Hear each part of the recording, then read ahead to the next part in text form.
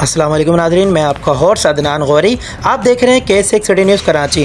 ख़बर शामिल करते हैं Surjani town district west sector 7D से।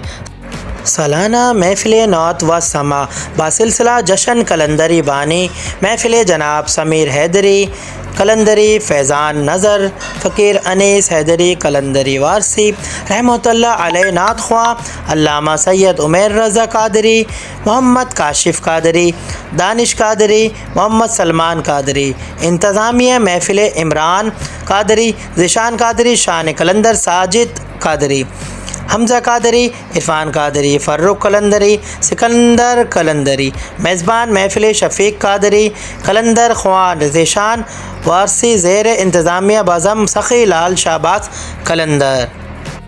इन तमाम लोगों ने शिरकत की।